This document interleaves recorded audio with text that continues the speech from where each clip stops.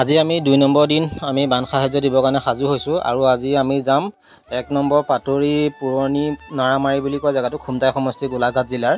আমি আজি তাত যাম। তাত যিসকল মানে বানাক্ৰান্ত লোক আছে আমি তেওঁলোকৰ মাজত আমি কিবা এটা সহায় কৰিবৰ কাৰণে আগবাঢ়িছোঁ।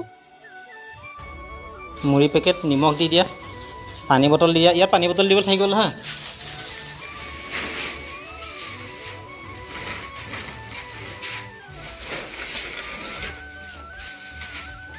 খোল খাই গৈছে। আলু, চাউল দিয়া, চাউল, দালি, আটা, চেনি দিয়া, মুড়ি দিয়া আৰু বহুতখিনি পেকিং কৰিবলৈ আছে। এইখিনি হৈছেগৈ আৰু এইখিনি দেখিছে, ইয়াৰ পৰা একদম সেই তালৈকে হৈছেগৈ আৰু যিমানখিনি কৰিলোঁ আৰু সিমানখিনি আছে। আমি 3টা লাগি আছোঁ। এওঁলোকে মানে ইমান কষ্ট কৰি আছে, তাৰ মাজতে আকৌ আমাক সহায় কৰি দিছে, তাৰ কাৰণে বহুত বহুত ধন্যবাদ। ইমানখিনি মানে কষ্টৰ মাজতে গৰমত চক ইমান ইটা কৰি আছে, তাৰ মাজতে ইমানখিনি বস্তু পেকিং কৰি আমাক সহায় কৰি দিছে। আৰু এতিয়া আবেলি সময় হৈছে 3টা বাজিলে আৰু পূৰা ৰ'দ দি আছে আৰু আমাৰ পাৰ্টি আহি আছে। এতিয়া সোনকালে যাওঁ ওলাই মেলি। এয়া দেখিছে আমাৰ সুৰেশ আহিলে, দিব্য আহিলে, দিব্য গাড়ীতে গোটেই আমি বস্তুখিনি উঠাই দিছোঁ আৰু মোৰ ঘৰৰ পৰাও কিছুমান বস্তু আছিলে সেইখিনিও দি দিওঁ। নিমখ অলপ কমি গৈছিলে, নিমখখিনি মই দোকানৰ পৰাই দি দিছোঁ। বেছি গধুৰ নহয়। ব'লক এতিয়া যাত্ৰা আৰম্ভ কৰোঁ। এইফালে দেখিছে কি ধুনীয়া বতৰ, বৰষুণো অহাৰ সম্ভাৱনা আছে আৰু এইফালে সুৰেশে গাড়ী চলাই আছে আৰু সুৰেশৰ বন্ধু আহিছে বিতুপন পেগু, তেওঁলোকৰ গাঁৱতে আমি দিমগৈ। তেওঁ গোটেই বস্তুটো মানে এৰেঞ্জ কৰিছে, কিমান মানুহ হ'ব কি হ'ব।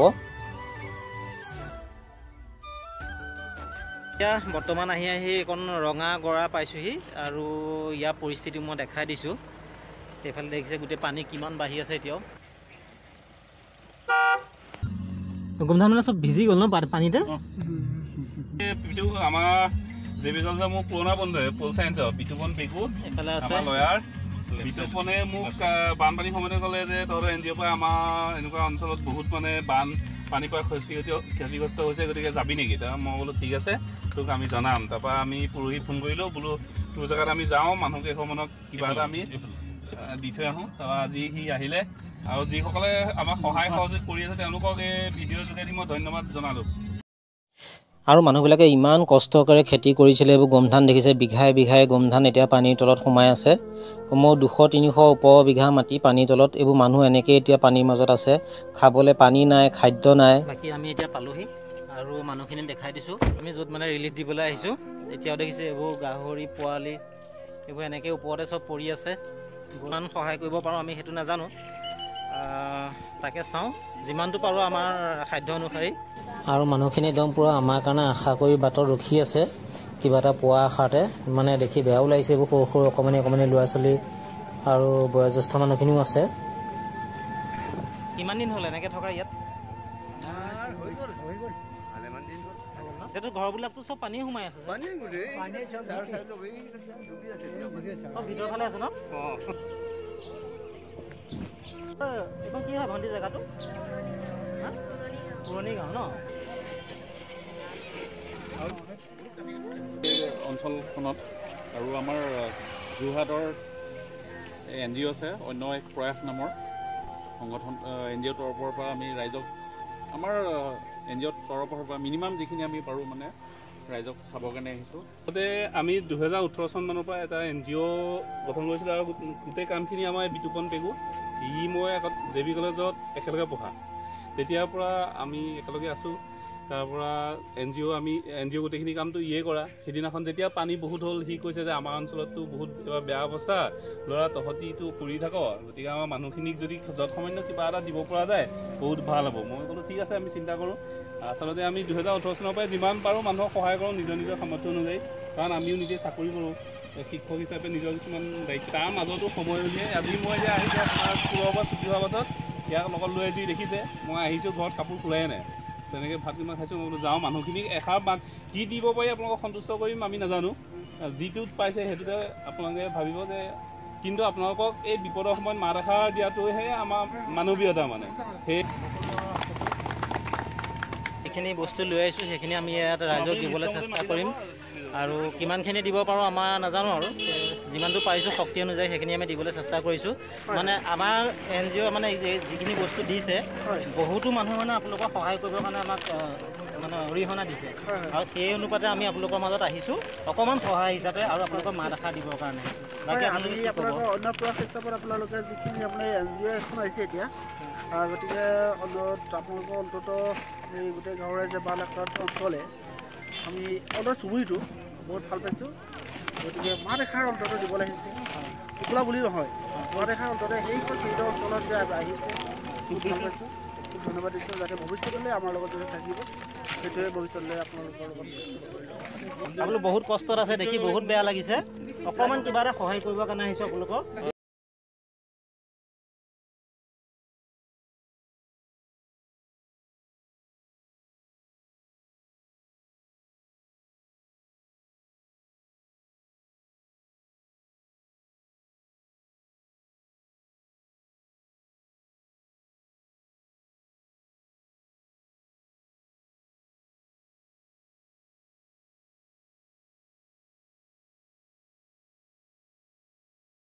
সহায় কৰিছিলে সেই সহায় অনুপাতে আমি দিবলৈ চেষ্টা কৰিলোঁ আৰু আগলৈও আমি এনেকৈ সহায় কৰি থাকিম আমাৰ NGOৰ ফালৰ পৰা আৰু আপোনালোকেও এনেকৈ আমাক সহায় কৰি থাকিব আৰু ইমানখিনি মানুহক মাজে আমি সহায় কৰিব পাৰিছোঁ আপোনালোকৰ জৰিয়তে সকলোকে ধন্যবাদ জনালোঁ আৰু বেছি কথা আজি মানে ভাগৰুৱা হৈ গৈছে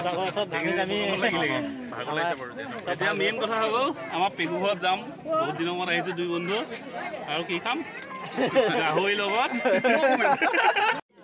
বতৰটো বৰ ভাল নহয় দেখিছেনে গোটেই ক'লা কৰি আহিছে সেইকাৰণে ৰাইজক মানে সোনকালে দি মেলি আজৰি কৰি দিছোঁ আপোনালোক নাৱত যাবগৈ নেকি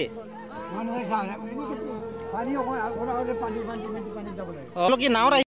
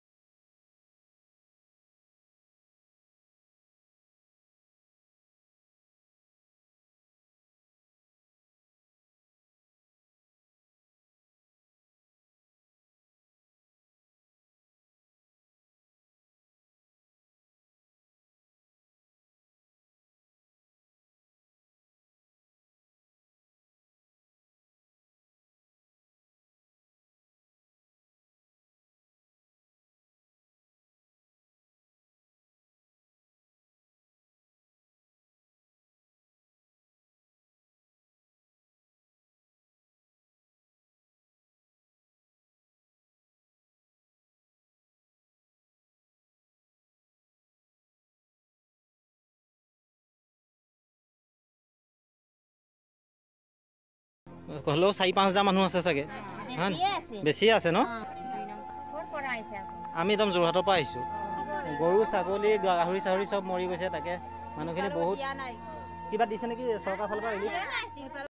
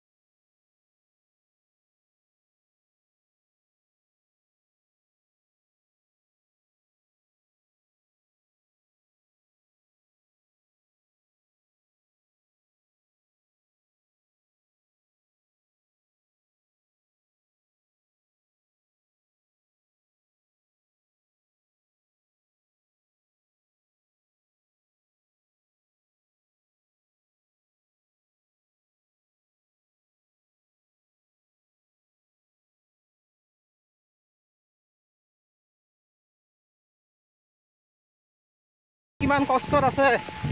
এতিয়া যিমানে বৰষুণ দিব সিমানে পানী বাঢ়ি গৈ থাকিব, মানুহবিলাকৰ কষ্ট হৈ গৈ থাকিব। এতিয়া আমি চাহ অকণ খাই লওঁ, বৰষুণত তিতি দিলোঁ যে। এতিয়া আমি পেগু ঘৰত আহিছোঁ, বন্ধু পেগু ঘৰতে চাহ অকণ খাওঁ। সময় হ'ল আমি অহা, ভোকো লাগিছে। বতৰ বেয়া কাৰণে গাড়ীখন আগলৈ আনিব নোৱাৰিলোঁ, ৰাস্তা বেয়া হৈ আছে। আৰু এতিয়া আমি বন্ধু ঘৰত আহি পালোহি মানে একেবাৰে ডাইৰেক্ট পাকঘৰলৈকে গৈছোঁ আৰু খাওঁ আৰু সোনকালে খাই বৈ যাব লাগে। গধূলিও হৈ আহিলে 6টা বাজিলে। এইফালে শাক পাচলি, এইবোৰ ঘৰুৱা শাক পাচলি। আৰু ইয়াত দেখিছে কি ধুনীয়াকৈ পাকঘৰ বনাই থৈছে। ইয়াতে বহোঁ আমি। চাংঘৰত আজি প্ৰথম আজি উঠিছে মোৰ বন্ধু বিতুপন পেগুৰ ঘৰত। বন্ধুটো বহুত পুৰণি, ধুনীয়া মেকুৰী এটা বহুত দেৰিকে। যিমানখিনি মানে আজিৰ দিনত অসমত মই ভাবোঁ যিমানখিনিয়ে কাৰোবাক সহায় কৰিব পৰা যোগ্যতা অনুসৰি মানুহ আছে, প্ৰত্যেকেই যদি এজন হ'লেও মানুহক সহায় কৰে নহয়, বহুতখিনি মানুহে সকাহ পাব। মই সেইটোৱে নিশ্চিত। কেৱল টকা গোটাই থাকিলেই নহয়, টকা গোটাই থাকিলে নহ'ব, গোটক কিন্তু অন্ততঃ বছৰত এজন বা দুজন মানুহক অন্ততঃ হয়। আৰু এনেকুৱা অৱস্থাত বিশেষকৈ সহায় কৰক। আৰু প্ৰধানকৈ এইটো লগৰখিনিও যদি আকৌ তেওঁলোকক সহায় কৰে বা তেওঁলোকে কিমান দিলোঁ 50 এইফালে